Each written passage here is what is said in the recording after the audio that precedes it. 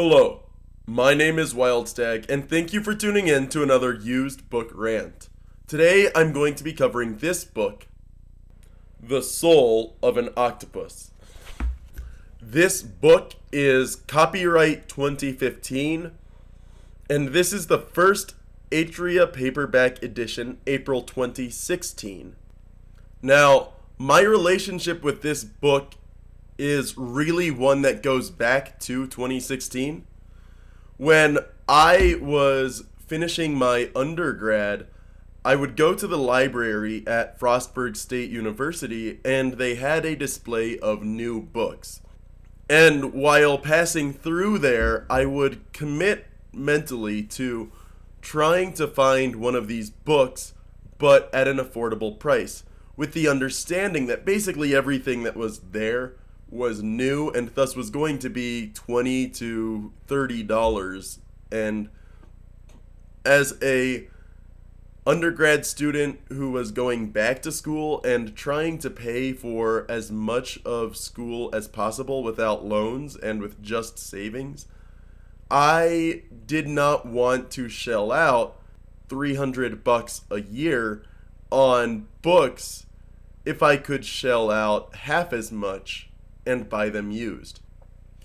Those books include The Walking Whales, Resurrection Science, The Sixth Extinction, Heart of a Lion, The Hidden Lives of Owls, as well as books like The Shawnees and the War for America, or Beaks, Bones, and Bird Songs, The Medici Effect, Dodging Extinction, The Lion in the Living Room. And one of those books on this list is The Soul of an Octopus. I've been looking for this book used for effectively 7 years, and I finally found it in Coas Books in Las Cruces, New Mexico, back in, I want to say it was late 2022, and I didn't read this until mid 2023. This book has a sticker on the back that says Montgomery, Psi, Nat SS 080218, $16. So this book was purchased new by someone for $16. But if you saw it on the cover earlier, there's a sticker that says $4. I bought this book for a lot cheaper than what it was originally paid for. Additionally, with some of these books, I find cool things inside. And one of those things was this.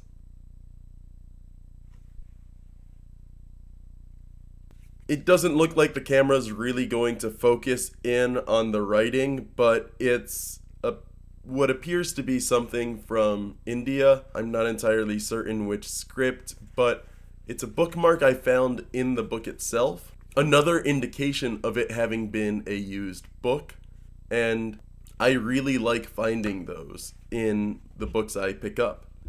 One of the reasons I originally put this on my wish list, my search list, is because the back of the cover reads, Cy Montgomery is a naturalist, documentary scriptwriter, and author of 20 acclaimed books of nonfiction for adults and children. Popular naturalist Cy Montgomery explores the emotional and physical world of the octopus, the remarkable connections it makes with people, and the vibrant community that arises around this complex, intelligent, and spirited creature. So when I saw this book at Frostburg State University, what I thought was that I would be getting a book similar to Heart of a Lion, or The Beast in the Garden, or American Buffalo, all of which are books about a specific animal or about the author's journey with that animal throughout their life, or the author's interactions with one of those animals in their own community. In this case, the Heart of a Lion is about one specific lion, a puma, a mountain lion, that travels from west of the Great Plains all the way to New England. And it's a book about the biology of mountain lions, the suppositions about this one's life, as well as about the way humans interact with mountain lions in the legal system as well as in popular culture. The Beast in the Garden is about one specific lion in the Boulder, Colorado area, one of these mountain lions that was encroaching upon human settlements, but also about the way that humans encroach upon mountain lion habitat and the methods of trying to track down this population and how we can integrate into the Rocky Mountains, which is still mountain lion stronghold territory, and how they can still safely maintain their distances. American Buffalo is about a man who has, for his entire life, loved the American bison and wants to learn about the process he would have to go through to hunt it. And then from there, it's his personal journey, both hunting it and describing what makes the American bison so iconic in American art. So I thought The Soul of an Octopus might be that, but with octopi.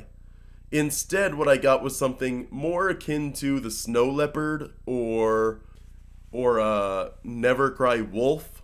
One of these stories where the emphasis isn't really on the animal and the biology of the animal and how they interact with the cultures around them, the cultures of humans around them, the communities. This is more about the naturalist and their own interactions with humans that interact with octopi in an aquarium setting. There's not much to really learn about octopi in this book, but it does go into detail about the kinds of people that work with them and the efforts to keep octopi alive, because as intelligent as those animals are, they are incredibly short-lived.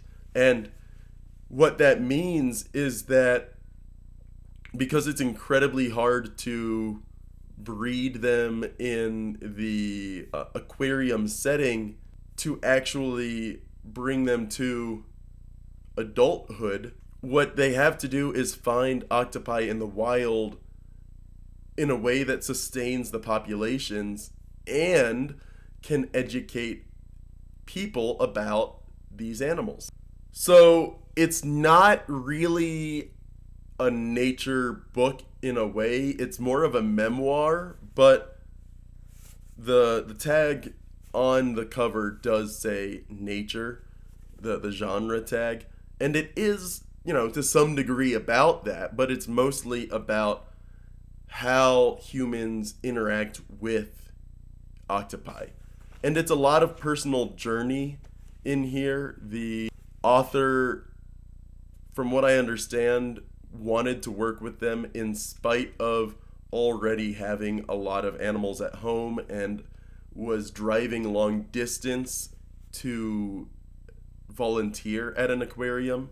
But it's not that kind of book that I was expecting. And even Never Cry Wolf, as one of those examples that really discusses the naturalist, is one of those books that goes into biology of those individual wolves, and mostly in how Canadian government interacted with them. And it's not quite what I was expecting out of The Soul of an Octopus. So it was kind of disappointing having had that on my wish list for 7 years, but I bought it pretty cheaply and I'm happy with what I got. It's not the experience I was hoping for, but it is a good experience nonetheless. And I think if you pick this book up, you're going to find something similar. Don't go in with expectations that it's like American Buffalo or a beast in the garden or a chorus of buffaloes. There's not quite the same degree of describing the natural part of octopi in this book like there is with the animals in focus in those books. But it is still a very good book about the aquarium setting and the people that work with them and how those people at the aquariums can sustain octopus exhibits for the greater populace. Octopi are amazingly intelligent creatures, and the craftiness of them means that the people that work at these aquariums, at these zoos, have to put in a lot of effort to keep that exhibit sustaining. It's really just a fascinating look at the human side of the whole octopus on display side of things. So that's what I took out of this book. The writing wasn't anything to write home about, It wasn't spectacular. It's not like the tiger, where I opened that video with a visceral description of what a tiger's roar feels like, how it gets its way into a human's bones, into their soul, and is intimidating. It doesn't have anything that stands out like that. But not every book needs to, and I think it worked so well for the tiger because it was crafting a narrative about one specific tiger and the way the Eastern Russian regions interact with those tigers.